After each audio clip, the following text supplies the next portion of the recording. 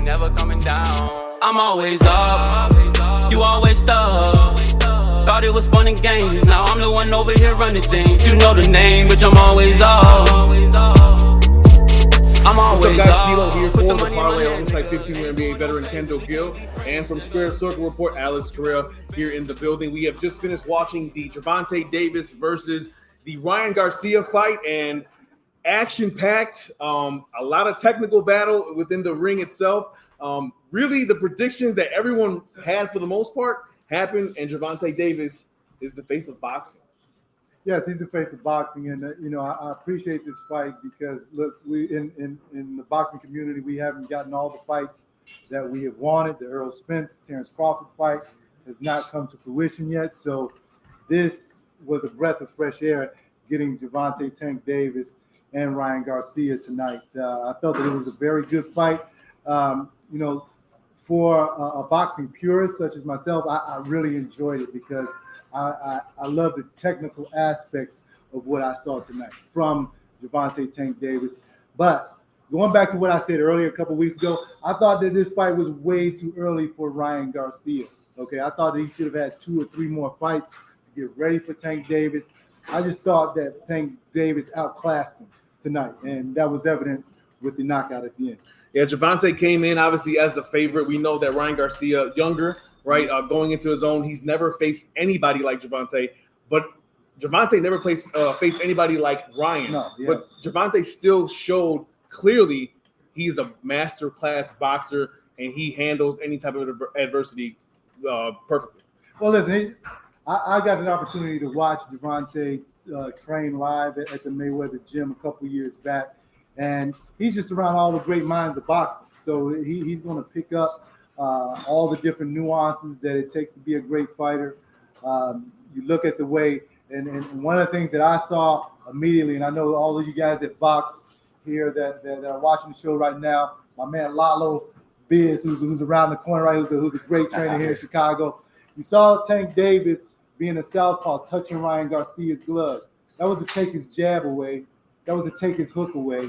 And you saw Floyd Mayweather do that against all southpaws that he fought. Yeah. And that's the first thing that I noticed. And I was like, oh, this fight is over right away because now Ryan Garcia doesn't have a chance to use his main weapon. Yeah. And when he did, on occasion, throw the left hook, Gervonta Tank just rolled right under it. Yeah. And that was the fight right there to me. I once he didn't have his jab and his hook, the fight was over. Yeah, and Alex, we look at what that first knockdown from Gervonta Davis. Ryan Garcia got caught with a counter left hook. Ryan was the aggressor. He was actually round 2. He opened up really fast. He put his youth on the line there and started throwing punches. But Gervonta showing how masterful he is with that counter punch. How do you feel that Gervonta threw that punch? He just doesn't get enough credit for his IQ. Everyone knows that his knockout power. So they go back to that. But he showed everyone how smart he is in the ring and he stays busy. That's the other reason. Like, go back to where you're talking about the face of boxing. He's the most popular fighter out right now, and he stays busy. He's constantly fighting. So, yeah. Ryan Garcia, Kendall mentioned how young he is, and maybe this was too early for him. Do you feel the same way? I think so. Not too early, but he doesn't stay in the ring a lot. He takes too much time off in between fights, and I think that was the big difference. Even Oscar said it was a big mistake of him not taking the tune-up fight. Gervonta took his against Hector Garcia in January, and Ryan opted out of his. Yeah. So I think that played a part of it. Was the weight the rehydration clause a problem for Ryan? This is going to be a topic of conversation. What do you think? No, I don't think the rehydration clause was a problem. For those of you guys that don't know, there was a rehydration clause in the contract stating that Ryan Garcia, they both weighed in at 134, could not come in 10 pounds heavier than the negotiated weight, which was 136. Ryan Garcia came in, weighed in this morning at 144. So that's letting you know there really wasn't that big of a problem for him to make the weight. He's a big lightweight, and he's going to grow into his body. One day he may be a welterweight.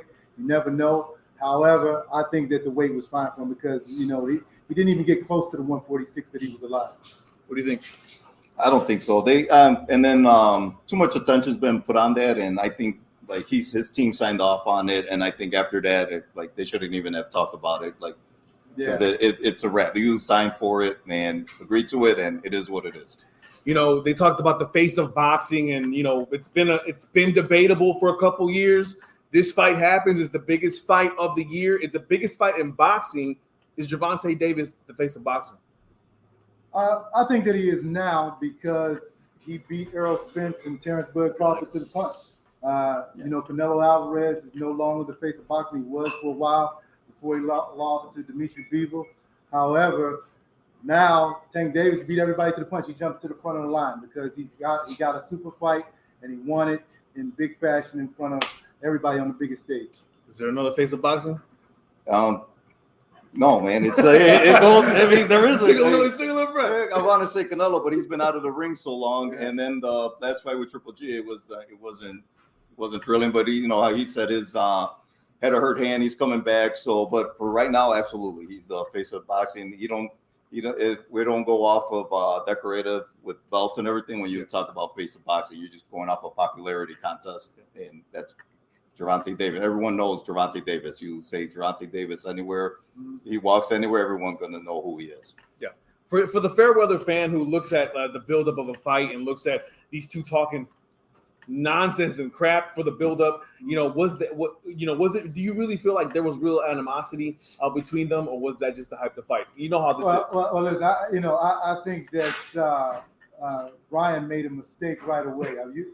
About a year ago, before this fight ever came to fruition, they knew that they were going to fight. Yeah. But Ryan Garcia asked Tank Davis in the club. I don't know if you guys saw that, because he asked Tank Davis in the club, "We gonna be friends after the fight?"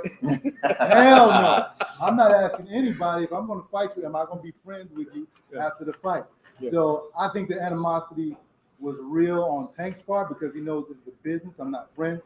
You saw when he was in the ring, Ryan Garcia said something. He said, "Sure." Then he walked out of the ring. He's still not friends with the guy. I think that's the one thing that Ryan Garcia has to learn, that it ain't no friends until you retire. I mean, I played professional basketball for 15 years. I wasn't friends with none of them guys until I retired. Now we can be friends. So that's the one thing this young fella has to learn. Well, we all know Alex's his favorite player is friends with everybody in the league, LeBron James. We're not going to talk about that right now. We're not going to talk about that. That's for a different episode, man. Hey, hold on, wait. What shoes you got on real quick? You don't got your. I got my Air Max on right now, man. We're just poking a little fun here. I'm going to ask you real quick, Alex, you know, now that this fight is over, the first thing we mentioned right as soon as the fight was over was Devin Haney. Does that fight happen after Lomachenko? If Haney can get past him? Yeah, I was going to say that. He has to get past Lomachenko. Like, Lomachenko's still a live dog. He's older, but he's still the Matrix. You know what I mean? Yeah. Like, he's still the same guy. He's still sharp, a little older, but yeah, Devin Haney still, you know, he's got to bring his A game when he's fighting Lomachenko. But the winner of that fight, yes, absolutely, I'd love to see it against Gervonta Davis. Yeah. It'll be cross promotions again. ESPN, Showtime. Let's make it happen. Them in the zone did it. Yeah. Like. Boxing, this is good, man. Let's keep it rolling. Absolutely. And then a name I heard you mention as soon as after that was Shakur Stevenson. Yeah. Does that happen in the near future? I think that Gervonta Tank Davis beats Devin Haney. I think that he beats Lomachenko, whoever wins their fight.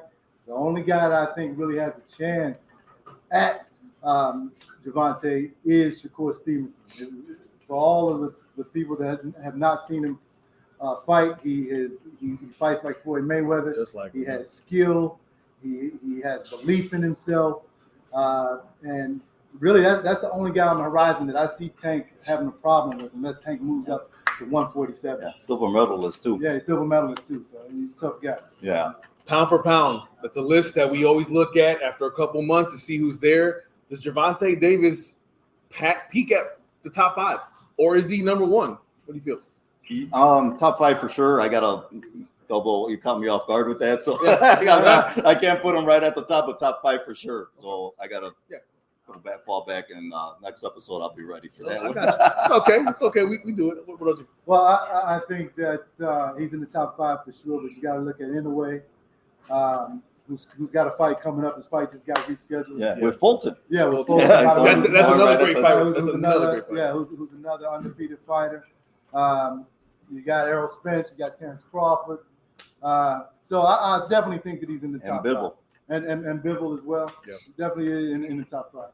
You know, we look at this fight real quick, you know, and we see that, you know, Gervonta Davis, Ryan Garcia, this was a mega fight, the biggest fight of the year. Do we feel like boxing is making a comeback if fighters do accept these challenges now? Is this the start of it? I don't think boxing ever was down.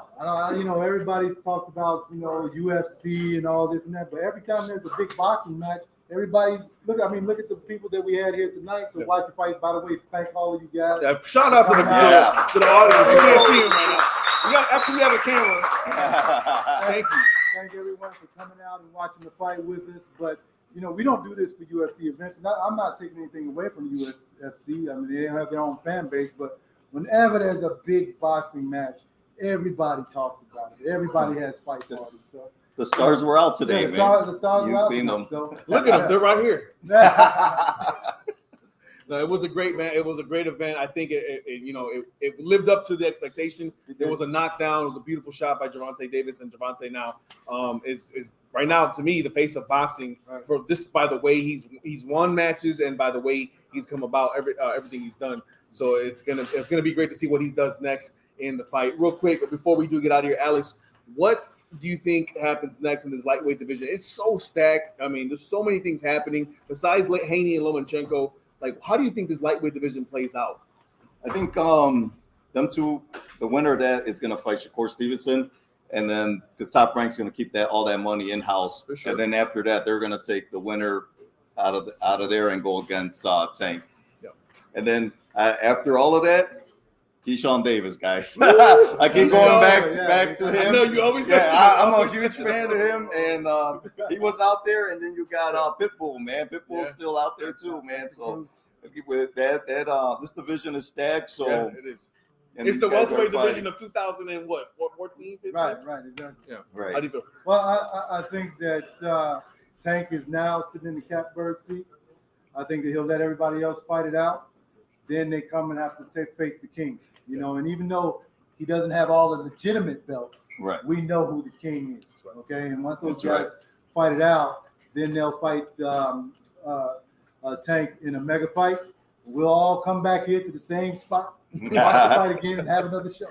Bigger spot. Yeah, right. There you go. We know we'll be all over the place, of course. As always, real quick, Alex, let them know where you're from, obviously, and where they can find you.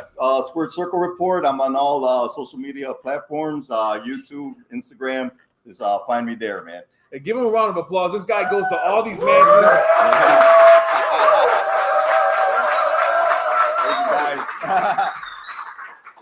Are they all?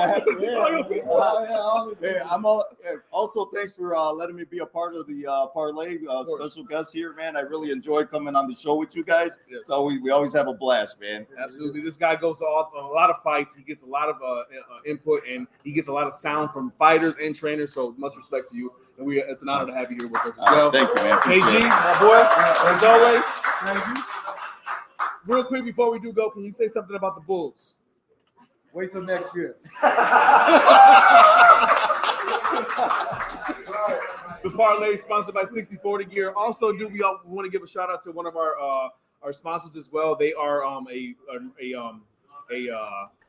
merch company where they sell good merch, t-shirts, hats. This is the 3WW Will Win Club. Again, 3WW Will Win Club. They have t-shirts and merch and hats, and their quality is great. Look them up online. Again, it is the 3W We Will Win Club. We want to give them a shout out as well. Thank you for joining us. Thank you to the crowd for joining us as well for a live post-fight reaction. Thank you, guys. We want to thank again as well Pork Chop for having us here as well for the fight reaction. And one more applause for my crew. The crew did an amazing job today. All the way from Israel to Derek to Maurice to John to Angel selling merch. And by the way, there's merch back there. You guys better get some merch. But we want to thank everybody who participated with this event. Don't forget to find us online, all of our social media, Instagram, YouTube, and of course Facebook. It's all in the description box. We appreciate you. We cover boxing and combat sports, and we appreciate y'all one more time. This is the parlay. I'm Tito.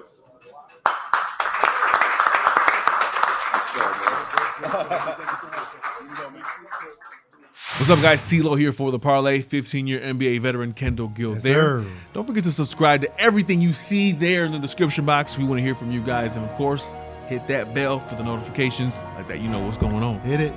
By the way, just want to make sure you know, Tyson Fury has never lost a fight to Deontay Wilder. And this is untrue. He lost the first fight. I don't even want to hear it, bro. He lost the first fight. I don't even want to hear it, bro. He lost the first one. He did it, bro. He lost the first one. He did it, bro. You have yet to watch that fight with me. He lost the last two, but not the first.